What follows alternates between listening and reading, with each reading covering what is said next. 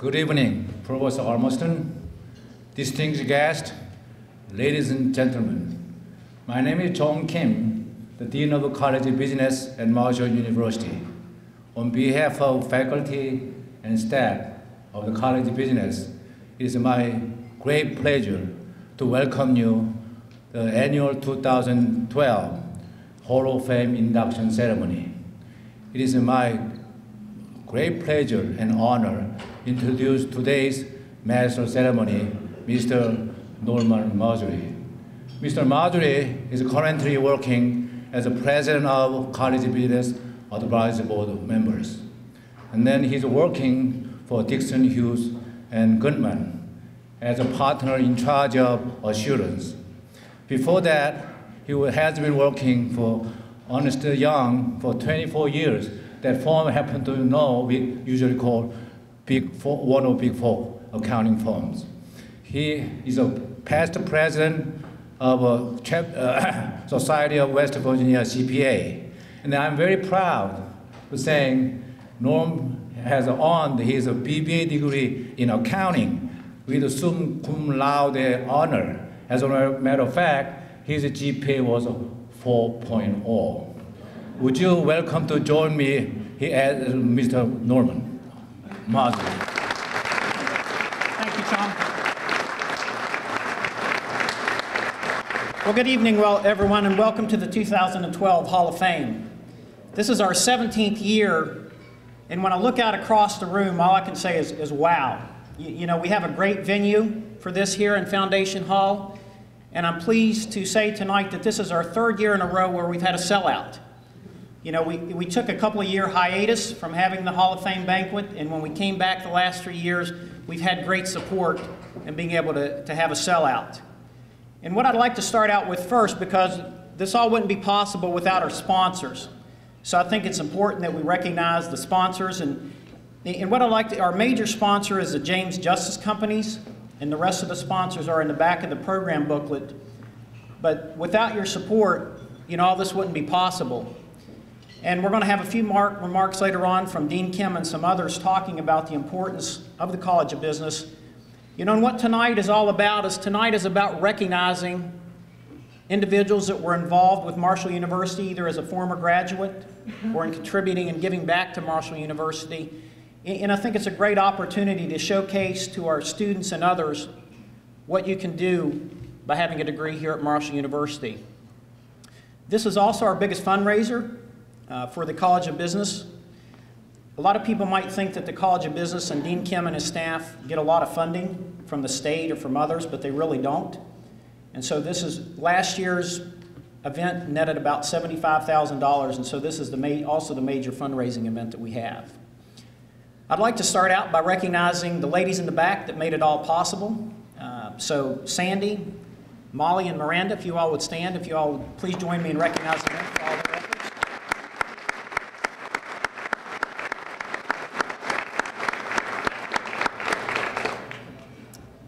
We also have some special guests with us this evening. As Dean Kim mentioned earlier, we have Provost Gail Ormiston with us here.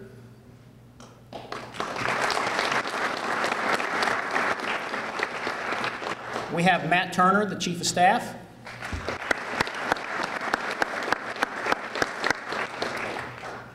And we also think it's important to showcase our future leaders.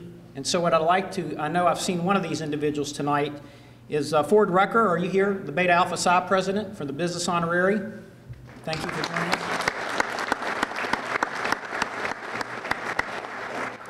And Raymond Cousins is the President of the Dean Student Advisory Board. I haven't seen Raymond. Raymond, are you here? There you are. Raymond, thank you for joining us. There are future leaders, so if you haven't had a chance to meet these two fine young men, please make sure you do so on your way out this evening. Additionally, I'd also like to recognize the past Hall of Fame inductees. It's always a pleasure when you come back year after year to see the people that have been inducted in the past coming back and supporting the current year's group of inductees. And I know we have a lot of people here tonight. I don't want to miss anyone, so what I'd like to do is just ask the past inductees of the Hall of Fame, if you would, please stand to be recognized.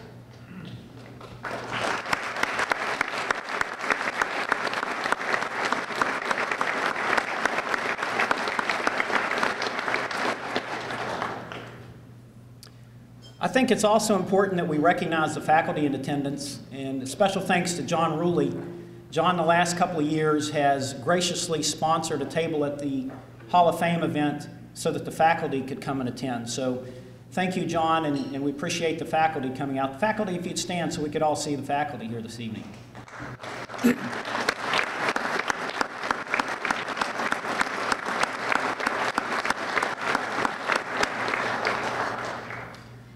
You know, the faculty play such an important part, and it's great to see you out here tonight in full force, because I can remember when I was a student here at Marshall University, coming from a small town, Raynell, West Virginia, the faculty are the people that the students really look up to.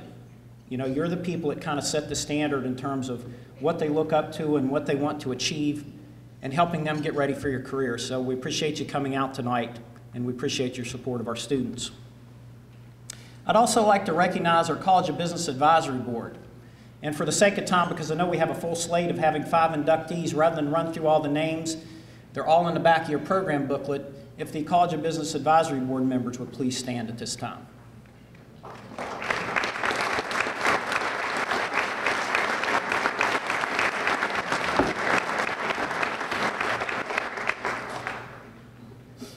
Now let's talk a little bit about this award.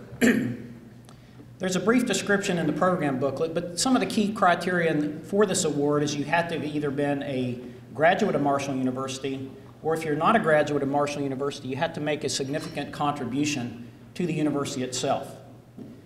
You also have to have been in business for 25 years or longer. And this is the highest honor that can be bestowed upon a Marshall University graduate. So it's quite a prestigious, it's a lifetime award. And so, you know, you've seen the past inductees, and they all have a great story, and we're going to share with you some great stories of the current year group of inductees tonight as well. So what I'd like to kick things off with is if you will all join me in a toast to this year's inductees.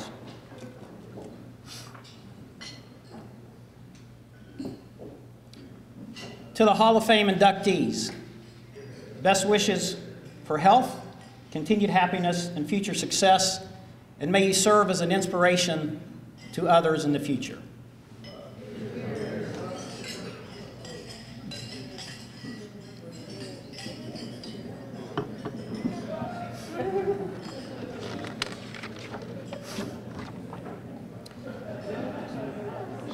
Now let's get right into the program. And I'd like to start out tonight's video presentation. One of our key sponsors tonight is Charles Ryan and Associates, so we really thank you for putting together the video presentation that you're about to see. Our first inductee tonight is Mike Farrell. And I promised Mike that I wouldn't make any lawyer jokes, so I'll try to stay away from the lawyer jokes. But I'll just start out with one. How do you get a group of lawyers to pose for a photo? All you have to do is say, fees. And that works for accountants too, by the way. Now, I think Mike is a fitting individual to start out with tonight. For those of you that don't know a lot about Mike, and we're going to show you a video briefly, when we think of We Are Marshall, that kind of describes Mike Farrell. You know, Mike was involved here on campus, in the dorms as a resident advisor during the times of the plane crash, so it's near and dear to his heart. He played a special role in the movie, so he had an active involvement in that part. Mike, and you'll hear a common theme tonight too. In addition to being a very successful attorney, Mike and some of the other individuals tonight have also given back by being very actively involved in the education of the students and others. Mike served a stint here on the Board of Governors for Marshall University, and also had the distinct honor of serving as interim president here at Marshall University as well. So please join me in recognizing Mike Farrell.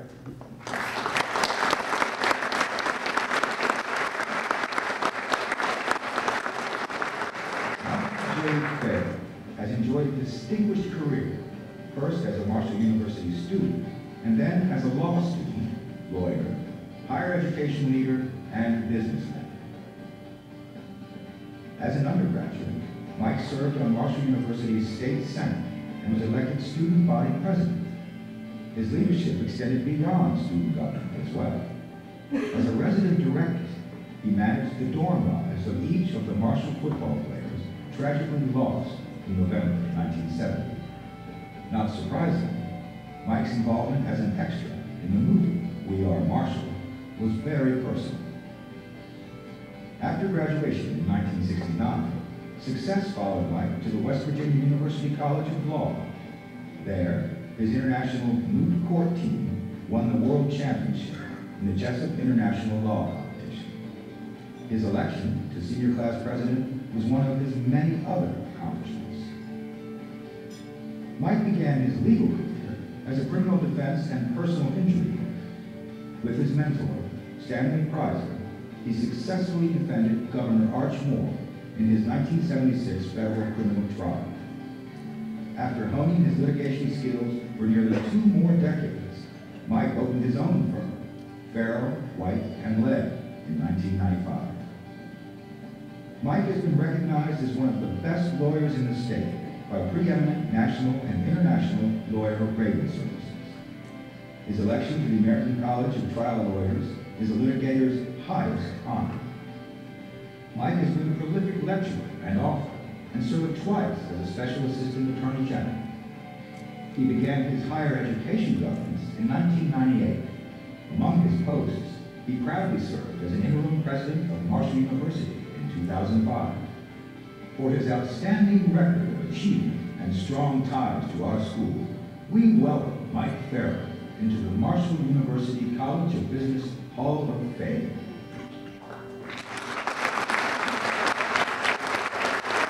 Michael, if you'll please come forward.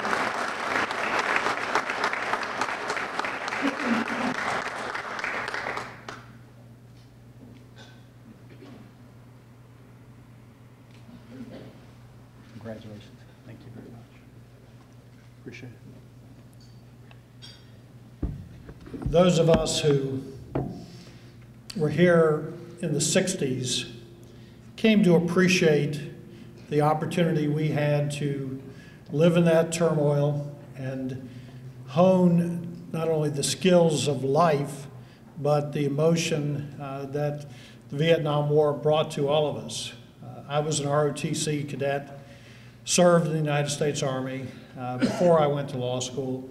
And what I found is that the gift that the College of Law faculty instilled in me was that discipline, that understanding that any problem can be solved if there's a level of creativity, if there's a commitment and a resolve to getting it done, and if there is just ever present the opportunity to make a difference and let others help you. My success as a lawyer has been accomplished through the folks who are sitting with me at my table. Lawyers who are dedicated to the principles of the practice of law that we believe in. My brother Paul, who is now the judge in Cabell County, my brother Joe, have been my law partners, Tammy White, Charlotte Hoffman, Eric Legg. All of these individuals have contributed to our joint success, and I am privileged that my name appears first on our firm. Lawyers are businessmen. You have to make the right decisions. Clients, in every instance, require that you bring a certain maturity, a certain economic maturity to every equation and make sure that you are making the right decision for the right reason. It was those principles that I learned in the College of Business. We didn't have a Corbly Hall. We had a facility that we had some steps and we had some classrooms, and the acoustics weren't always good and what we might want. But at the end of the day, we had a camaraderie and we had a commitment to excellence that every student who graduated from this university through the College of Business made a difference. I am proud to accept this honor. I accept it in the name of the many others who were with me, and I accept it in the name of my law partners who have meant so much to me in making this day possible. Thank you very much.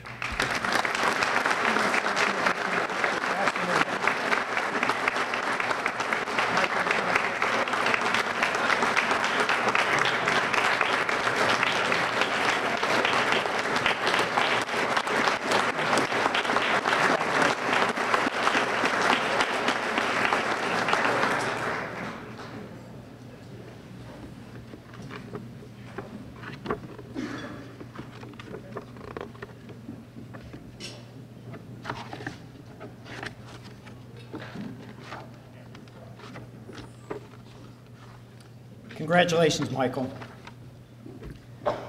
Our next inductee we're going to recognize tonight is Lynne Fruth. Much like Michael, Lynne was actively involved in education as well. During her college career, she was an avid athlete, captain of the softball team. And when you look at what Lynne has done, a key part of Lynne is her family. And with the unfortunate passing of her father, she got actively involved in the company Fruth Pharmacy and has really helped that company continue to grow and prosper. And part of it, that continued growth and prosper is Lynne is a firm believer in giving back. And one of the things that they have is they have the Fruth Scholarship Program. So through that scholarship program, they continue to support education and they continue to support students.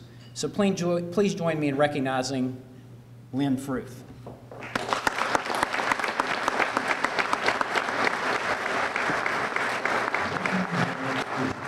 Grew up in a small town, part of a close-knit family. After graduating from high school, Lynne came to West Virginia University in hopes of playing a collegiate sport. She earned a spot and a scholarship on the WVU fast-pitch softball team and served as its captain in 1980. Lynne graduated magna cum laude from WVU with a degree in education. As part of the West Virginia public school system, Lynne quickly found her niche, working with the most challenging children. In 1994, she began consulting schools across the state on improving student performance. In 1995, she completed her master's degree in education at Marshall University. With the sudden passing of Lynne's father, Jack, in 2005, the Fruth family business began to struggle.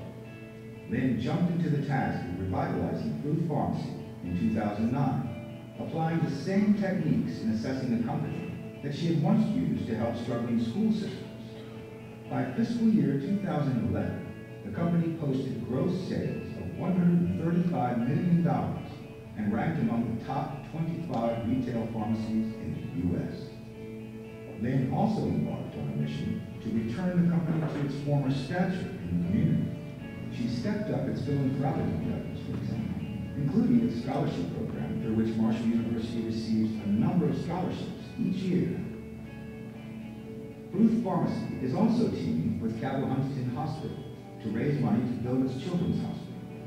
For this, the hospital inducted Lynne into its Golden Medallion Society in 2010. In 2011, Lynne was elected to the board of directors of the National Association of Chain Drug Stores. She was named to the visiting committee of the WVU School of Pharmacy in the same year, and was also appointed by Governor Joe Manchin to serve on the West Virginia Parkways Authority. In recognition of her leadership, business acumen, and commitment to our community, we proudly induct Lynne Fruth into the Marshall University College of Business Hall of Fame.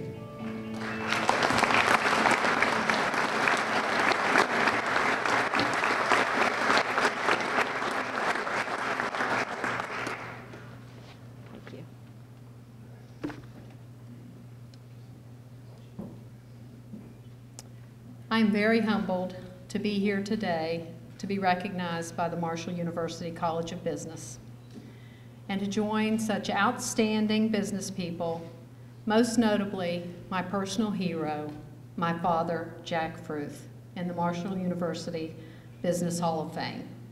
I want to thank Marshall for this award.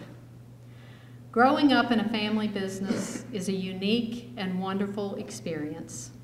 The business is such an important part of your life that it's hard to tell where the family stops and the business starts. Talking about the business, worrying about the struggles, and celebrating the successes was a part of life, as it still is today. Fruth Pharmacy was a shared vision that always bound us together as a family. After my father's sudden death in 2005, the family and the business struggled to find direction. The realization in 2008 that the company was struggling and experiencing a crisis of leadership that was threatening the very existence of our family business was a wake-up call that demanded immediate attention. Even though I had initially identified the problem, I had no idea the part that I would play in the revitalization of our company. After joining the board in 2009, I was elected chairman shortly after. My mother said it was because I was the toughest of the 5 kids and that I would need to be that way to do all the difficult things that lay ahead of me. My motivation for taking this position was based on 2 groups of people: my family, my mother Frances, who had sacrificed so many times over the years for the benefit of Fruth Pharmacy, my brothers and sisters, Mike, Joan, Carol, and John, all who had a financial stake in the company, and the Fruth Pharmacy family of employees, many of whom had worked their entire life at Fruth. It was very important to our whole family that we preserve the nearly 700 jobs of our employees. I also felt a tremendous burden to preserve the legacy of Fruth Pharmacy that my mother and father had worked so hard to create. There are many people who played a significant role in the revitalization of Fruth. First of all, I want to thank God. I can assure you that I did a great deal of praying that first year. God gave me the strength and perseverance to continue when it seemed that the problems were insurmountable. Next, I want to thank my mother and my brothers and sisters for giving me their complete and unwavering support. There really wasn't any reason for them to believe in me, but they all blessed me with their wholehearted support and belief that we could be successful. I will always be grateful to them for their support and encouragement. I want to thank my children, Nicole, Liz, and Michael, who made sacrifices as my responsibilities at Fruth Pharmacy grew, and they also provided me with constant encouragement and a belief in my ability to be successful. There are 2 other groups of people who played a significant role in the turnaround at Fruth. Like my family, the long-term employees of Fruth Pharmacy also had no reason to believe or support me in this role.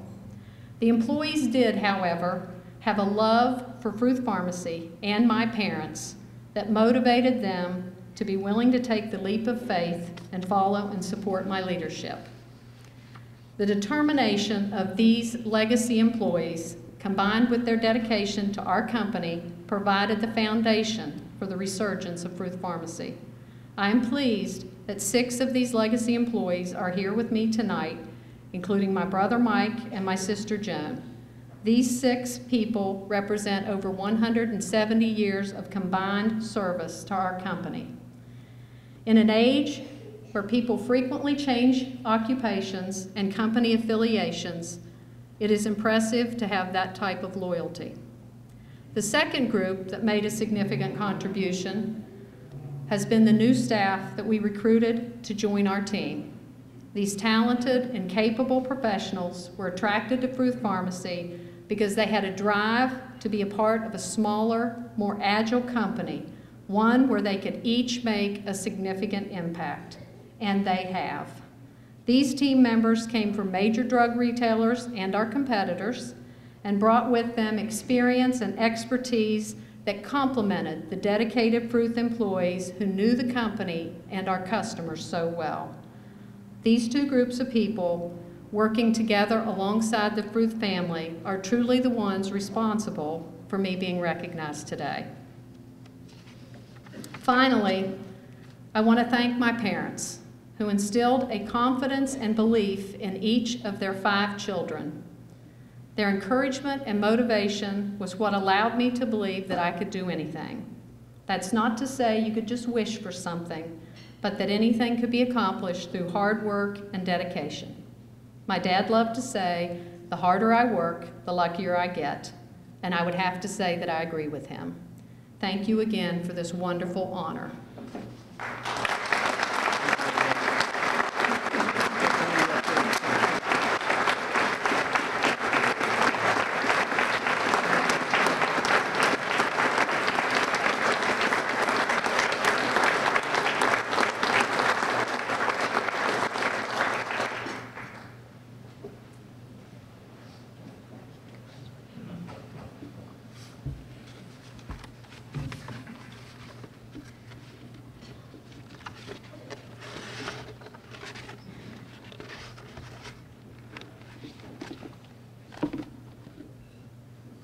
Well, it's only fitting on tax day that we next get to recognize an accountant.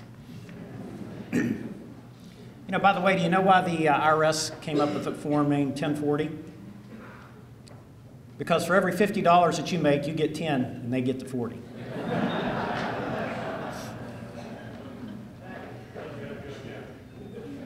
You need a good accountant, that's right. Our next inductee is Clarence Martin. You know, Clarence grew up with humble beginnings. He was an avid football player, so I know we saw Doc Holliday. Doc, I forgot to recognize you earlier, but Doc Holliday, the coach here at Marshall University, is here with us tonight as well. So you might be able to recruit Clarence to come back and help out here with the football team. He was also actively involved in the Army, rising to the level of captain. And much like the previous inductees that we talked about this evening, he was also involved in education and giving back, having taught at both Marshall University as well as UK. He's had a distinguished career, both at Inco Allies and now most recently at State Electric, where he serves as the CEO. So please join me now in recognizing Clarence Martin.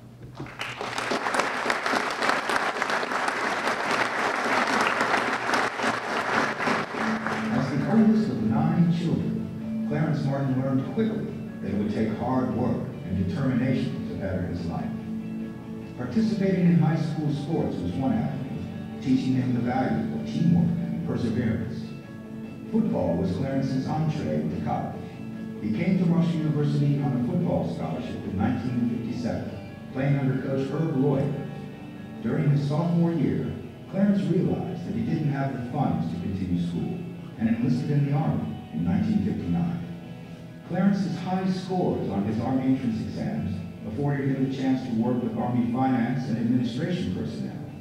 That opportunity set him on his eventual career path. Clarence was discharged from the Army in 1961 and soon returned to West Virginia. He again enrolled at Marshall, working at night and taking classes during the day on his way to a BBA in accounting, which he earned in 1967. He later earned an MBA from Marshall and began working toward his doctorate. After graduating from Marshall, Clarence took a job in the accounting division of Inco Allies. He eventually achieved the title of division president. Clarence next began teaching at the university level. He taught until 1972 when he met Art Weisberg and joined him at State Electric Supply Company as controller. In 1994, Clarence was named Chief Executive Officer. Through the years, Clarence has helped grow the business from 41 employees to 700 and from 2 branches to 42. As a partner in State Electric and one of its successors, Clarence hopes to continue expanding the business in order to create a better economy and a better community for his fellow West Virginians.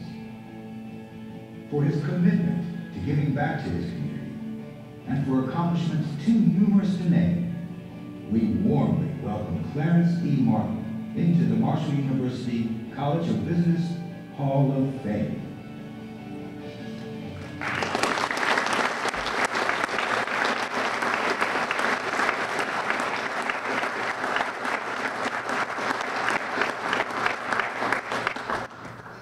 Thank you. Well, excuse my bent wing here. I just had the good fortune to have the services of the Marshall University School of Medicine to help me with a little problem I had with my back, so I apologize for the limp. I want to, first of all, thank Dr. Kim, the advisory board, faculty and staff of the university, especially the Lewis School of Business. It's quite an honor. I am never sure that I'm worthy of it. I would like to also thank my wife, who is my soulmate, keeps me in good order, and goes with my bad habits. I'd like to also thank my family, my sons, 2 of which are here tonight, and my daughter-in-law. Also, the people of State Electric Supply and Arthur's Enterprises and Service Wire. Without them, I wouldn't be standing up here tonight at all. I am blessed to be associated with those kind of people. probably one of the best things that ever happened to me was to meet Art Weisberg quite by happenstance in a summer session when I couldn't get a summer appointment at UK. So with that, ladies and gentlemen, I'd like to just make a couple comments. It is an honor, and it's deeply appreciated. I'm always concerned that I don't deserve to be in this august company, but I feel very blessed and fortunate, so I thank you for the honor that you've bestowed on me. I happen to have one of those, I'm a dinosaur, as you can tell by looking at me, but I'm also one of those people who enrolled at Marshall College, but I have a degree from Marshall University. So a lot transpired from the late 50s till I came back to school in '62. So I was very fortunate. I saw a lot of changes. During my time at Marshall, though, I enjoyed camaraderie and the direction of a lot of people, particularly the faculty. You know, when I came out of the service, I really knew where I wanted to go. I had found my niche in the world. I wanted to be in finance and accounting. I had done that in the military and found that I really enjoyed it. Sports were my background up to that point, and sports taught me a lot of lessons that I carry to this day. Perseverance, stick-to-itiveness, hang tough. You always win in the fourth quarter, coach. The games are not won or lost in the first half, they're won in the fourth quarter. So I would have to share one sports story with you at Marshall. When I was a student here and I played ball, I think the fan base at Marshall has gotten a little spoiled. And I'll tell you why. You know, when Pruitt went 15-0, we all celebrated and it really felt good. I can tell you when I played, we were the doormats of the old MAC. Over at Fairfield Stadium, you'd look up in the stands and you'd see maybe 100 people. And so if we got a first down, we had a celebration. So I think Coach Holliday is doing a great job, and Marshall has a great tradition. The program is definitely on the track to bigger and better things, and I commend you for that, Coach. Another comment I'd just like to make, that my career has been supported by my education here at Marshall. And I would be remiss if I didn't mention a couple of people that were instrumental in the faculty and staff at Marshall when I attended. Some of you who are old enough might remember an instructor in accounting named Eva Miller. Miss Miller I had for basic accounting. And the way I would put it, she was a bulldog. She wouldn't let you quit. And I came out of the military not really sure that I could do college work. And Miss Miller said, you're going to do it, and you're going to stick to it till you get it done. And she made me believe in myself. The other person that was very influential on me was a gentleman named Kyle McMullen. Kyle taught advanced accounting, and one of the best accounting instructors I ever had, and I've had a few. So, that being said, I have never felt at a disadvantage in any of my career relationships to anybody I've interacted with, whether they be from Ohio State or Penn State, or I've even had the opportunity to work from people from Princeton. So I never felt that I was at a disadvantage educationally. Maybe I wasn't as smart as they were, but that was my fault, not the system. But my education and my experience at Marshall was very solid. One last thing I'd like to say, and I want to make sure I don't get this wrong. I told you I met Art Weisberg by happenstance, and Art has been the most interesting leader that I've ever been around. You know, right now I'm writing an article for a particular magazine, and I'm trying to define leadership. And I don't know how many of you people have ever tried to do that, but there's 101 ways to define it. But Art has been inspirational to me to keep on with our career and our business, and I'm just so delighted. Once again, then I'd like to conclude just by saying thank you for the endorsement, for the honor you bestowed on me, particularly my associates over here that give me daily support and keep me on track. They help my wife with that unenviable job on a regular basis. So thank you very much. I appreciate the honor. Thank you.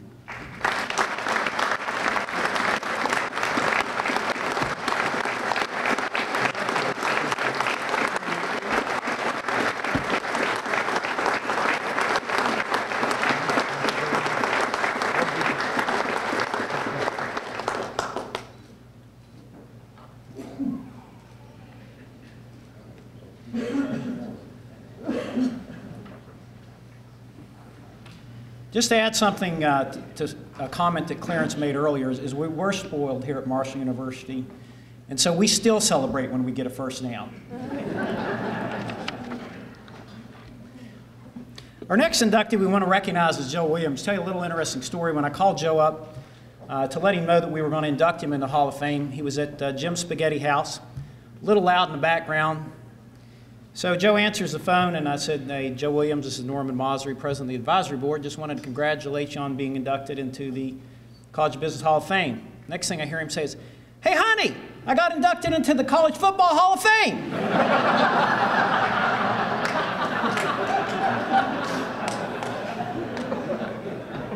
So then I sat there and thinking, I said, "Joe, no, it's the College of Business Hall of Fame." And then I'll hear on the other end of the line is, "Oh."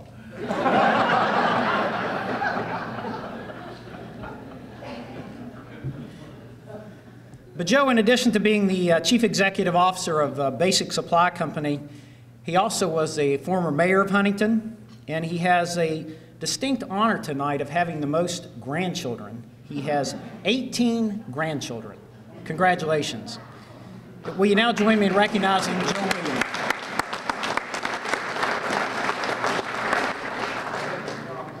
Joseph L. Williams, Jr. was born in Madison, West Virginia.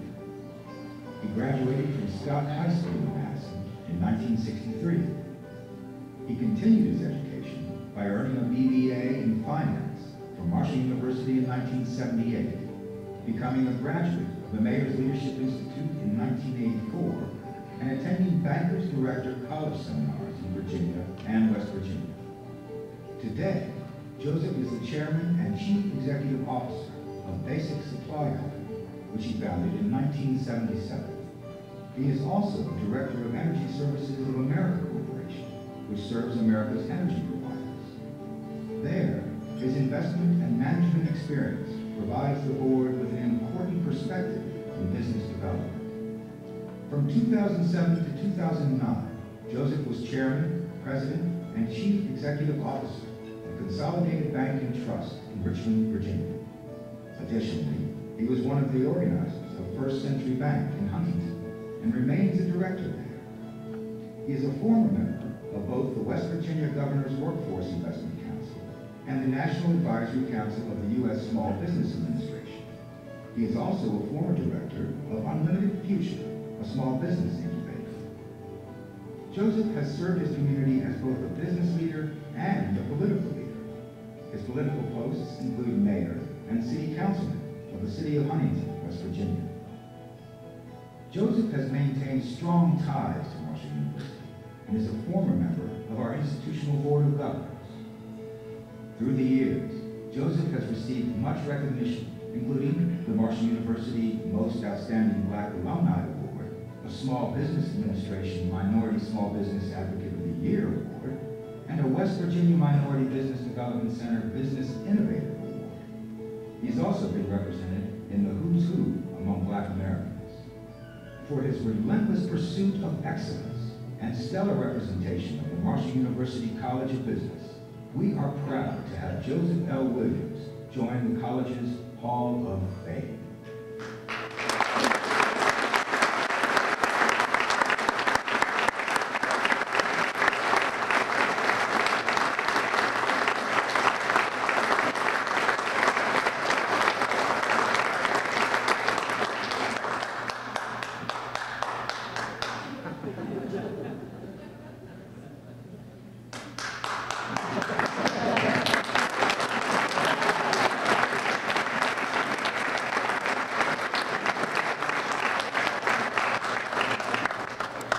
You see, most people put their glasses on to see, but I have to take mine off. I'm indeed honored and humbled to be included in such an august group of individuals. Not only the other four that are being inducted tonight, but the other 85. I wish to thank the president of Marshall University, the leader of the university, Dean Kim, College of Business Advisory Board, and also family, friends, and supporters. It is indeed an honor. This time I'd also like to introduce some family members and friends, because family means so much to me. The family has been my inspiration. The friends have been an inspiration. So at this time, I'd like for you to stand briefly. I have my sister Joyce and her husband Fred, my brother John and his wife Karen,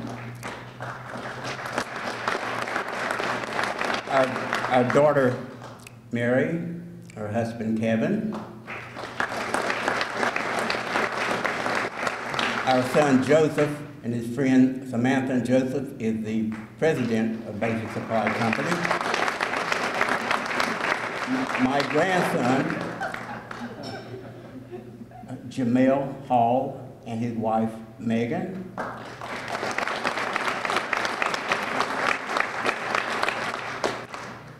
And our very dear friends, longtime friends, Dallas and Marlene Thacker.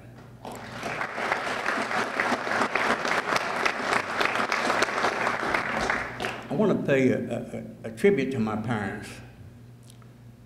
My parents, because of the way things were, did not have the opportunity to even finish high school, but they were very intelligent. And they encouraged all of us, my 3 brothers and 2 sisters, to attempt to obtain additional education. Consequently, all of my brothers and sisters have graduated from Marshall University. I'm proud of that.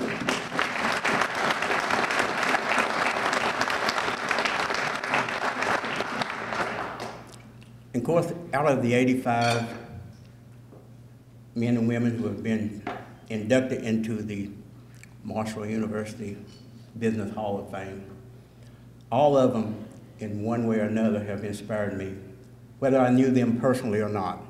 But I'd like to mention just a few people that over the years, I've dealt with. I served on various committees and so forth, such as Verna Gibson, Dan Moore, Phil Kleins, Michael Perry, Dr. Robert Alexander, the late Mrs. Regina Zitter, Nancy Francis, and I thought many of you, I'm sure, recognize these names. They're all members of the Hall of Fame. A good friend, Eddie Howard, and by the way, Eddie couldn't be here, but his wife and I, along with my wife, we had dinner last night. He's been a long-time friend. And then there's another individual who inspired me and encouraged me. He's no longer with us, but one of the finest gentlemen I think I've ever met in my life. And that was Mr. Robert Bob Pritchard. He always encouraged me. And then there are others, such as Mr. Robert Shell, and my mentor, Marshall Reynolds. You know, in life, it's what people say they're going to do, but what really counts is what they do. And this one individual, and I don't know if he's here tonight, but Marshall Reynolds, he's opened some doors for me that had not been opened before. But he did it in a manner, he would call and say, "Joe, would you do me a favor?" When indeed, he was opening a door. That indeed is a friend. Someone that you don't have to ask when you need help, but they recognize what the situation is, and they offer their help. You know, I do believe that there is an entity that none of us really understands, but greater than we all are, and far beyond our comprehension. But there's 2 or 3 things in life that I've tried to adhere to as I've grown older. Number one is a commitment to excellence in everything I attempt to do. Whether I achieve it or not, there's an effort. Also, I believe that a man lives up to his responsibilities to the best of his ability. Nothing less is acceptable, and nothing more is required. I believe that the true index of a nation and a person's character is how they treat those who can't do them any good and how they treat those who can't fight back. It's the one thing that I hope to do when my time on this earth is completed. In some small way that I've helped or that I've left this world just a little better than I found it. One additional thing. We talk about friendship, we talk about love. There's many, many ways to express what love means. But when a person, your partner in life, and I'm referring to my wife, when she takes your dreams and your ambitions, and she adopts them as her own, and she does everything she can possibly do to make them come true, is there a greater act of love? I think not. And my wife, Shirley, would you stand, please?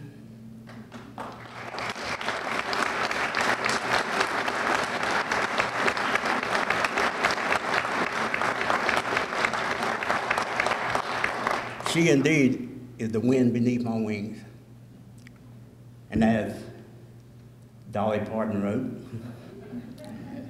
and Whitney Houston sang, I will always love you. Ladies and gentlemen, I want to thank all of you and Marshall University for the opportunity it has given me to hopefully meet my potential. Again, thank you very much. I'm indeed honored.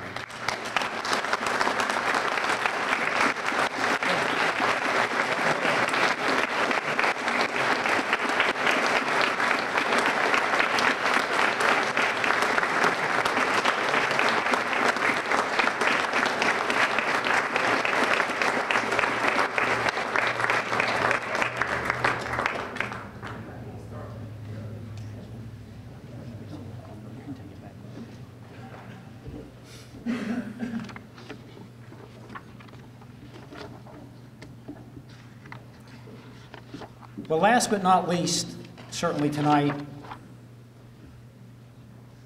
we're going to induct a near and dear friend of mine. And before I talk a little bit about Dean Kim, you know, if you look at the common theme of the inductees we've already talked about tonight, we've all heard the saying, the tone is set at the top.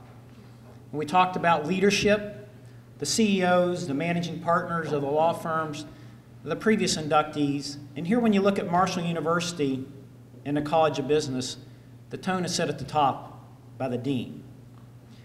I'd like to take this opportunity to recognize the dean that was near and dear and still is near and dear to my heart, that had, I consider one of my great mentors in Dean Alexander. If you'll please stand. You know, Dean Alexander was one of our previous deans.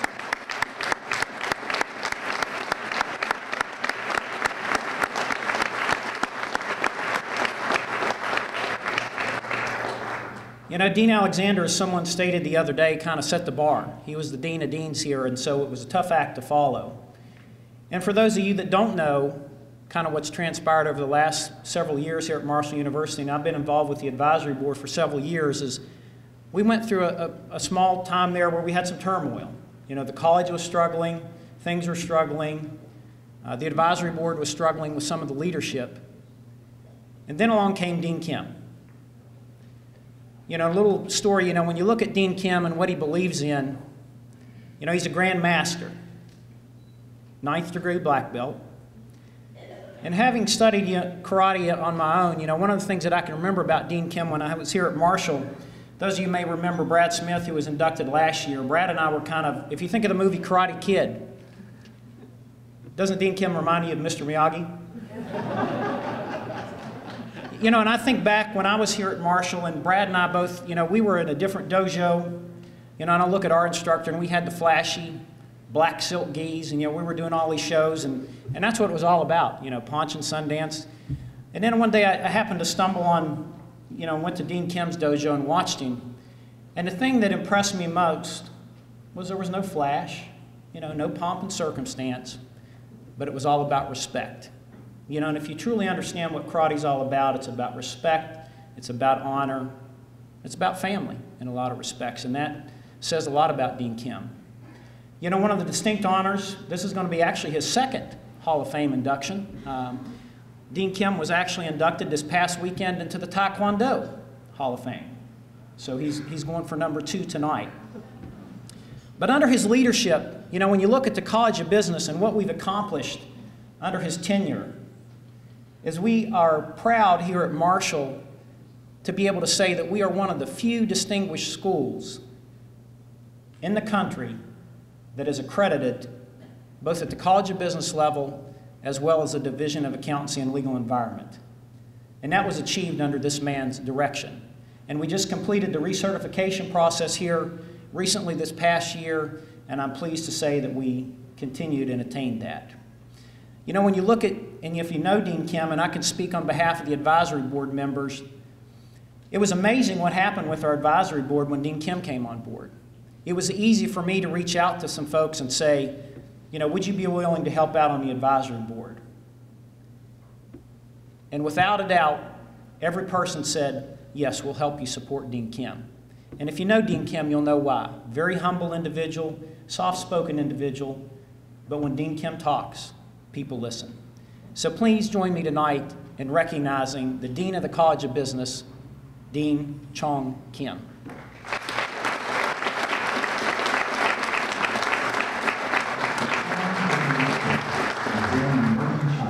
But grew up in Seoul for most of his young life. He graduated from Seoul's Yonsei University as an English major in 1966, served as a Korean Army officer, earned his MBA from Miami University in Ohio in 1971, and was awarded his PhD in Organizational Behavior in Business from Ohio State University in 1976. Chong became a management professor at Marshall University in 1977. He served as head of its management, marketing, and MIS division for 24 years. Today, he is the dean of the university's College of Business. Chong is also a Taekwondo 9th degree black belt who started his training while in middle school. He has worked as an instructor for the United States Taekwondo Union Education Committee, which holds seminars for Taekwondo master instructors throughout the U.S. He has also served the organization as advisor to its president, as chairman of its Prudential Committee, and as West Virginia State President. Chong also continues to run a private Taekwondo studio he opened in 1984. Currently, Chong is serving as the National Vice President for the U.S. Taekwondo Grandmaster Society and chairman of the selection committee of the Society's Hall of Fame. He has received the Daughters of the American Revolution's Americanism Award, the World Taekwondo Federation Citation, and an Appreciation Award from the USTU President, and the Marshall University Distinguished Service Award. Most recently, he received the Distinguished Global Leadership Award from the Pan-Pacific Business Association. For his uncommon achievement and commitment to excellence, we induct Chong W. Kim into the Marshall University College of Business Hall of Fame.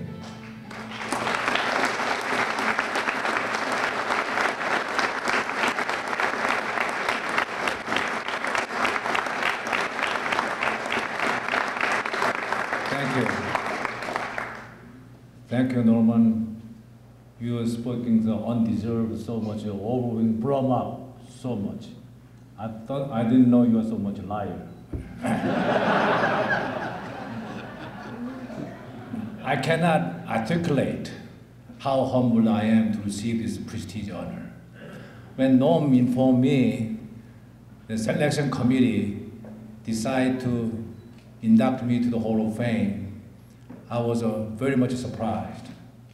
And then I was somewhat hesitant to accept it for the two reasons. One, I have not accomplished the level of business success as other honorees have achieved. And then I didn't want to lower the standard for selection criteria. Yet, I learned one lesson in my life. When somebody presents a gift with genuine intention, as norm kind of convinced me that's what community is doing, then I should accept it gratefully. When as you see in my video, when I came to state 1968 with $100 in my pocket, I just hoped to earn my MBA degree from Miami University in Oxford, Ohio, and return to Korea. I never have predicted. Then at the age of 70 years old, then be retiring as a Dean of College Business at Marshall University, and then still running my own Taekwondo school as a Grandmaster. As you have seen, also Norm has explained it, I have receiving 3 distinguished honors this year. Last week, what he mentioned from the Grandmaster Society, and today is the Distinguished Award. And then about a month ago, Governor Tomlin came to campus and then gave me the Honorary West Virginia Award, which I understand was the highest honor he can give to any citizen of the West Virginia.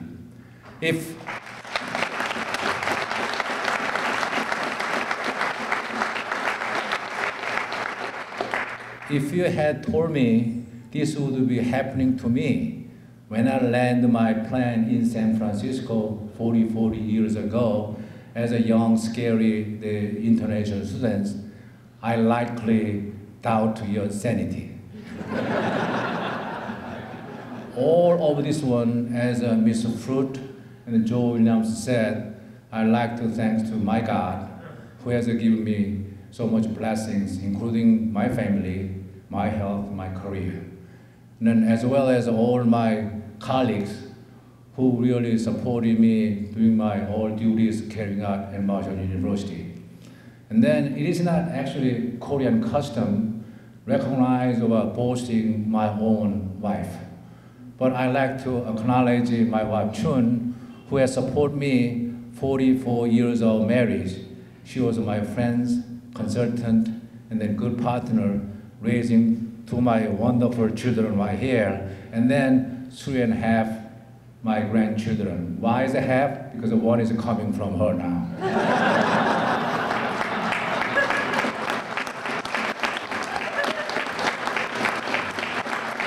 All my Marshall friends and colleague supporters who made this wonderful evening happen to me, I really thank you very much. Thank you again.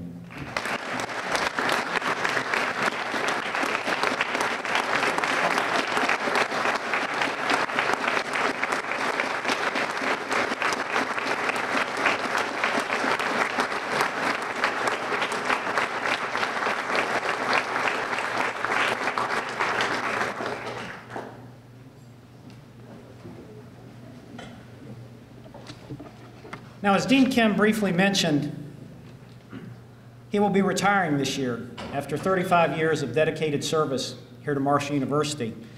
So I want to announce to you tonight the College of Business Advisory Board, along with some very special sponsors, will be throwing a retirement reception in his honor here at Foundation Hall on May 8th. And everyone is invited to join us that evening. There's no charge, so please come out and join us in recognizing Dean Kim for his retirement. Now tonight, one of our advisory board members and a long-standing supporter of Marshall University is unable to be with us at his retirement party, so he has asked if I would just give him a few moments tonight so he could express his gratitude and appreciation to Dean Kim. Tim Duke, if you will please come forward at this time.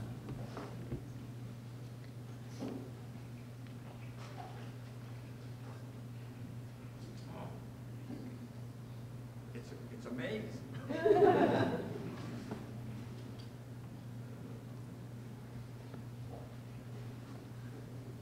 Here you go, I'll put it there. Hi, I'm Tim Duke, President of Steel, West Virginia. This is Cinda Call, our Manager of Human Resources. And thank you for indulging me and letting me honor my dear friend, Dr. Kim. Just so you know, we're the steel plant that's directly that way on the other side of 3rd Avenue. If you saw the movie, We Are Marshall, I hope you all have, we're featured in there. So let me tell you how this whole turns around. It comes back to this university. Every one of you is touched by something that's made at Steel West Virginia. $363 million in sales, 550 people over there producing steel products. We make parts for the transportation industry, van trailers, forklifts, railroad parts. We've kept you safe tonight by guarding you on the guardrail posts along Interstate 64, both the little rail and the big rail. So, and every medicine, food that was ever brought here was made by something that was made over in our plant. We have a long relationship, a partnership with Marshall University. And it comes around back to this man. We have had a great internship program, dozens and dozens of primo students that work for us, that we co-educate, and from the business school. There's a product of Marshall University. My youngest son, you taught my youngest son. We did well. And with that, right now we have 13 interns working in accounting, sales, marketing, traffic, human resources, the production departments. 8 of those people over time have become full-time employees. And 55% of the management staff over at Steel West Virginia are graduates or have taken classes at Marshall University. So we had the best year ever in the history of our company last year, both in terms of financial performance and more importantly, safety. And that was good workers, but trained and skilled employees that were educated. So it all comes around to this university staff and that man.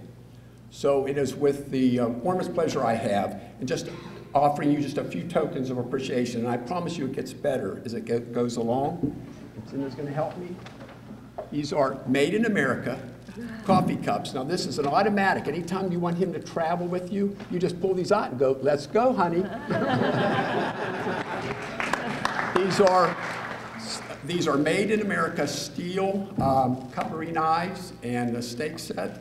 And don't ever give sharp objects to a karate expert unless you're on really good terms. And then, I'll put those in here. And again, it gets better. And it's not the good time of year, but perhaps in the fall and winter. Cinda will help me here. Here we go. We've been there since 1907. Steel West Virginia's 30th anniversary is coming up this year. So this tapestry was made in North Carolina. And that is a picture of our melt shop with all the different parts we made. So we hope you keep that warm this fall. And last but not least, you feel that heat? That's not the heat of the candles. That's the warmth of his heart. He's a good arm twister. And I'm very proud to be owned by Steel Dynamics of Fort Wayne, Indiana. They have a foundation. I literally found out as I was walking in the door tonight. Good arm twister. They are awarding the school of business $100,000.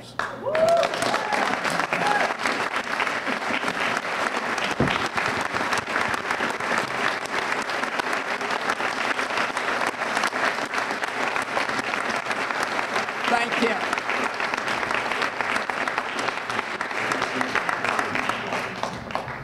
Thanks, Cinda. She wrote the grant. Well, thank you, Tim, and thank you, Steel of West Virginia, for your generous support of the College of Business. I think hopefully that was a pleasant surprise for you tonight, Dean Kim. We are working on it, but I didn't know that. And for those of you, if you look around campus, and when you're graduates here, and if you look around, every time I come here, it's amazing the changes that have taken place at campus. It's growing. We've got a beautiful building here. You just look around the campus. One of the things we're still working on is the Corbly Hall. Corbly Hall is one of the last older buildings that's been around, and it's contributions like those from Steel of West Virginia and others that make renovations possible. One of the things that we're going to do for Dean Kim as part of his retirement on May 8th is, and he knows about this, so I'm not letting the cat out of the bag here, is we are establishing an honorarium in his honor, and what we would like to do is recognizing the dean by refurbishing the conference room in the dean's office, to modernize it, add modern technology, and really make it a nice venue for meetings that could be held there in Corbly Hall. So one of the things that we have is we've established, and I know I saw Ron around here earlier, is it's through the Marshall University Foundation. So as you get out your invitations, you'll see there'll be an invitation to support the honorarium to redo the Dean's conference room. So please join those of us that have contributed to that worthwhile effort as we continue to help Corbally Hall improve and make it a better place for our students. Now I'd like to invite the Provost to come forward and share a few remarks with us.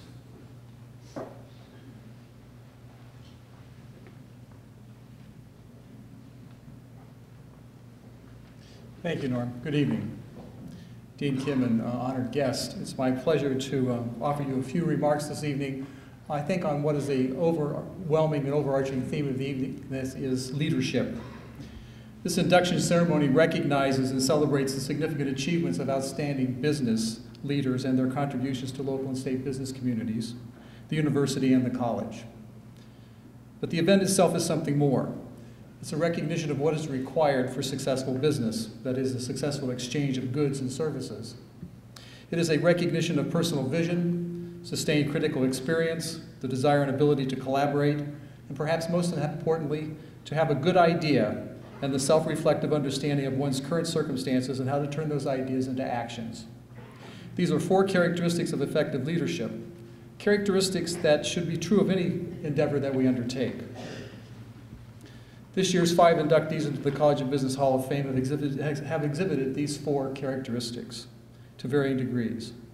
Our inductees represent the leadership Jim Clifton, Chairman and CEO of the Gallup Corporation, describes as, in his recent book, The Coming Jobs Wars, as being absolutely necessary to attack the most fundamental leadership problem facing the United States and the world in the 21st century, and that's creating jobs. According to Clifton, the leadership problem that is an increasing number of people in the world are miserable, hopeless, suffering, and becoming dangerously unhappy because they don't have the almighty good job, and in most cases, no hope of getting one. You have to remember, Clifton is CEO of Gallup. He has interviewed, surveyed over a 10-year period, just about everybody that he can get his hands on. A good job is a job with a paycheck from an employer and steady work hours of 30 hours a week. What this means to Gallup and to Clifton is that the potential for social stress and instability lies within about 1.8 billion people on the face of the earth. And it's against this background that we all work. It's against this background that we're all trying to do what we think is a very great thing that we can do in our communities. So what's the cash value of this? So what? What does Clifton's analysis of the coming jobs war and his identification of leadership have to do with Marshall University, the College of Business, the city of Huntington, West Virginia, and what does it have to do with our 5 distinguished honorees? According to Clifton, within the configuration of our successful business and community leaders, many of whom are here this evening, including our honorees, within the alignment of their particular business acumen, effective leadership experience, community-based relationships, coupled with the resources and the faculty of a very good student-centered, research-intensive public university that offers instructional opportunities and public and private research collaborations across the state and the region, we find the combination of forces and interests needed to address the coming jobs war and any other economic situation we have to face. Clifton writes, if you were to ask me, from all the data you've stated so far and studied so far, where would the next great breakthrough come, such as internet-based everything that we live with today? He says, my answer would be from the combination of forces within the cities, great universities, and powerful local leadership. These 3 compose the most reliable, controllable solution. Their combined effect is the most predictable solution to America's greatest and current problems. Ultimately, all our solutions are local. I think we've seen from our honorees this evening and from our other speakers that this is absolutely true in our particular case. So on our local scene, we have all 3 components: a city on the edge of recreating itself through its local efforts, a great university in the midst of significant transformation, and the powerful local leadership. So more than honoring the inductees into the College of Business Hall of Fame, tonight's event is also an opportunity to renew the moment of commitment and collaboration. It's a moment to call upon our inductees to continue their insightful and effective leadership, to explore more collaborations with the university, and for the university to create the understanding and knowledge needed within the community to address not only jobs problems, but other needs facing its redevelopment. It's time for the faculty and the leadership in the College of Business and the university to play a major role in developing degree programs that prepare students for a job market that is forever changing, and a lifetime of learning, developing the critical thinking skills that are translatable into a variety of different contexts. It's time at this moment for the college and the university, along with the leadership of the community, to explore and develop new partnerships with private corporations and public agencies to create new job opportunities for our students, such as internships, and to keep the public trust informed with our capabilities and capacities. I think we're at this crucial moment. It should not be missed, and I think that we are in the right place for this to happen. With that, I offer my congratulations to our honored guest, and thank you very much for the evening.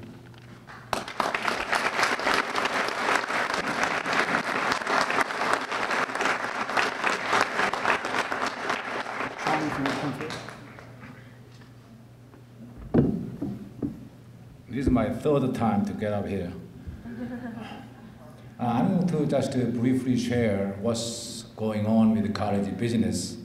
And then since maybe my kind of farewell speech, I'm going to share some of my philosophy. That's what I'd like to do. During my deanship the last 4 years, as Norman has indicated, the college business has maintained ASB business and accounting accreditations, which reflects the college business and Marshall University provide the first-class business education to our students. Besides this milestone, I want to share some of my other efforts which undergird some of the success. First, during the last few years, college business has initiated many new degree programs, such as minor in entrepreneurship, minor in risk management and insurance, and then major in international business, and then MS in accountants. And then we are about ready to also offer major in risk management insurance, maybe from this fall. And then we are on the process also working on energy management. Hopefully we can offer sometime also in 2013. And we need to get all the approvals. And then second, from 2002 about 2007, college business has experienced a significant undergraduate enrollment decline. We almost lost about 100 students every year. And then as I appointed as interim dean in 2008, I appointed a new position as a director for retention recruitment. And then maybe because of that, we bottom up the declining the 2008, 2009. Last 2 years, 2010, 2011, we began to increase almost 75 students every year. Maybe I should do credit to hard work, Lorraine Anderson and then Deanna Mather. They worked very hard for that one. So with the assistance of Dr. Clark Agner, Executive Director for International Program, we have established some working relationship with the new international universities. That includes non-degree and 2+2 degree program with 2 Chinese universities and 3 Korean universities. As you know, today the business is going globalized. So does the college business.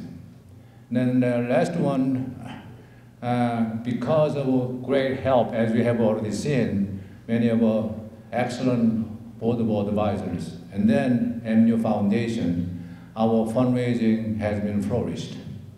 And then we have, through this Hall of Fame induction, even though Norm has mentioned net was about 75, all total gross revenue was over $100,000 every year past 3 years. And then I anticipate we have 2 endowed professorship that corporates may increase from both of them, $250,000 to $500,000 in the near future. And then we created, we call the ASCSB/research account. Through that account, we could provide additional $500 faculty travel money from 2 years ago. And then also through that account, I established a research incentive to professor who publish the referee journals, then they get this award. All this achievement and then others because of so many people had dedicated, such as the talented and the dedicated professors, and then support from president and provost, and then also that the talented, distinguished advisory group, and then MU Foundation. I'm very much in debt to all of them. And I really like to appreciate their effort, what they have done for us. Thank you very much.